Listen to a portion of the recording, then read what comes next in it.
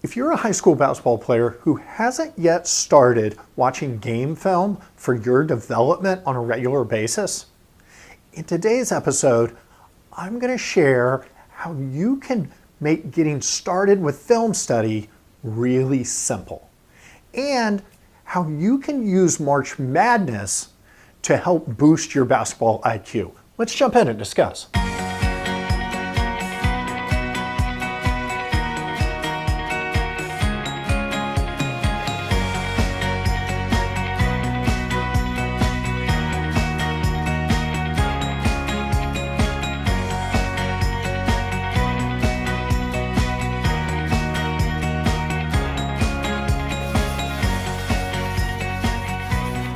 Welcome back to Hard Smart Together. I'm Coach Dave. I'm here every week to help basketball players become the smart, confident players that coaches love. So if you've been following me for any period of time, you know that a lot of the players that I work one-on-one with, we use film study to help them along their developmental process. Okay? And we use it in a number of different ways, but it really helps translate the skills that they're building on the court and helps them build their basketball IQ, which enhances how they play the game of basketball. And a lot of the players that I've worked with, when we first start working together, have never used film study. They've never looked at film and really been analytical about the film story, because a lot of them are high school players and that's just not something that they have been introduced to or do on a regular basis. Maybe a little bit, but not on a regular basis. So I'm here to tell you that it doesn't need to be complicated. It doesn't need to be intimidating. And today's episode is about making your entry into film study really simple. You do not need some fancy software to watch film. You don't need any fancy equipment to do film study for your development.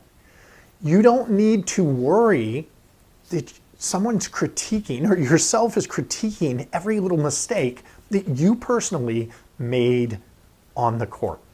Because today we're going to talk about how to use other people's games so that you can kind of step your toe in the water and get started by watching game film. Okay? So that's what we're going to be talking about today. Before I get started, I do want to call your attention to a free resource that I make available to you. It is 8 skills that coaches love to see in players. If you want to be one of those smart, confident players that coaches love, then be sure to download these 8 skills. It's a checklist and it gives you some ways to get started with them. But I'll put the link below. You can simply go to hardsmarttogether.com/intangibles and download that. I'll also keep you up to date with new content that's coming out. And so that'll keep you up to date with the next video that's coming out that you can watch. So today we're talking about getting started with film study. And this is one of the best times of the year to get started. Okay? Why? Because it's March Madness. This weekend is tons of tournaments of leagues across the country. And then next week, we'll pick the teams for both the men and women's brackets. And there are so many great high quality basketball games to watch that you can study. And what do I mean by study? I said, let's make this simple, right? What we want to do is you to go from looking at games from a fan's perspective into being a little bit more analytical and actually thinking of how the teams, the players, the situations, how the game of basketball is being played, which when you start studying it from that perspective, when you're starting to watch games and think of things from that perspective, your basketball IQ is going to naturally start getting boosted. And we're going to give you 4 things today that you can look for in each one of these games. Now, it does not matter if you're watching men's games or women's games. You can still look for these 4 things. And like I said, there's tons of them for you to watch. I watch pretty much all of them, but you don't have to watch them all. Pick a game, pick some games. You might be like me and be a basketball junkie that likes to watch games during March Madness, you may just want to watch a few games. But this will give you some idea of how to start analyzing film versus just watching it like your typical fan. So what are those 4 things? The first thing I want you to look for is shot selection. And I'm going to be coming out with a training on, how to really analyze shot selection coming up here in the next couple of months. But until then, you can just make it simple, okay? Make it simple.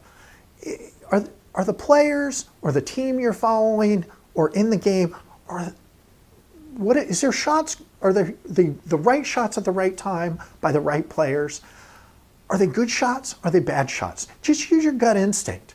Are they contested? Are they not contested?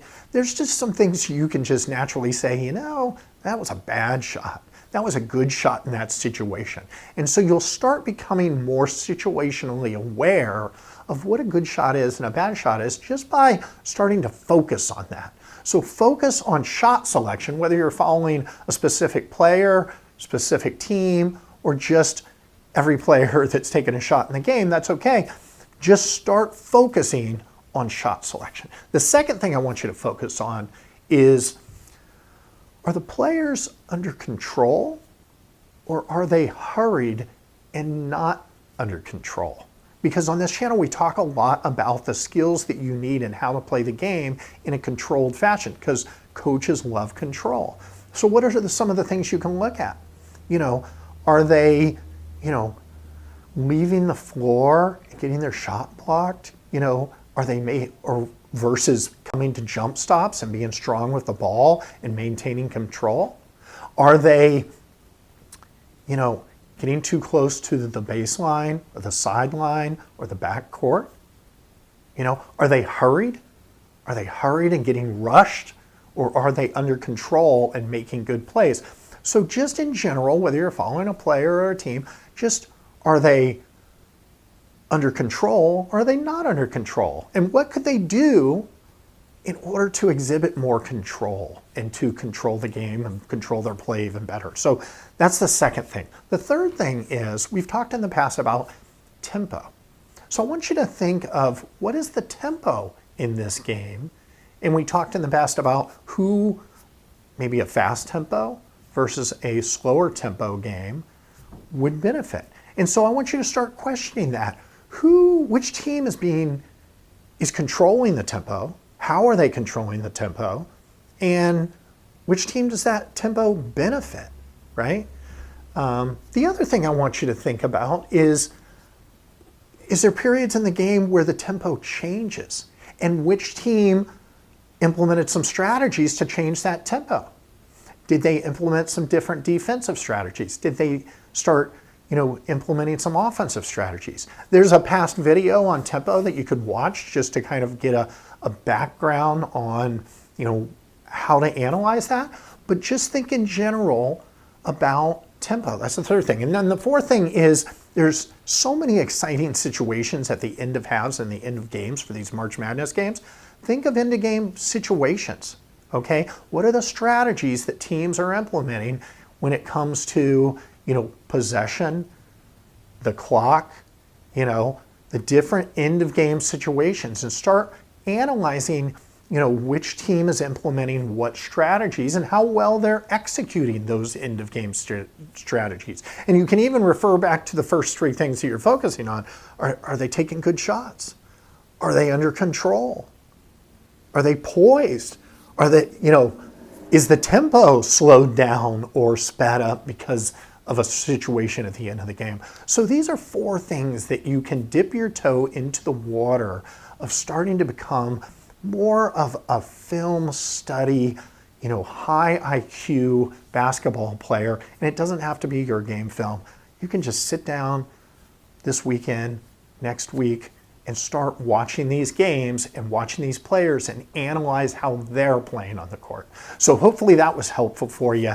I love the likes. If you see a game and analyze it in this way and it helps in some way, please leave a comment below. Love to see your comments as well. And until next week, remember to play hard, play smart, and play together. See you next week.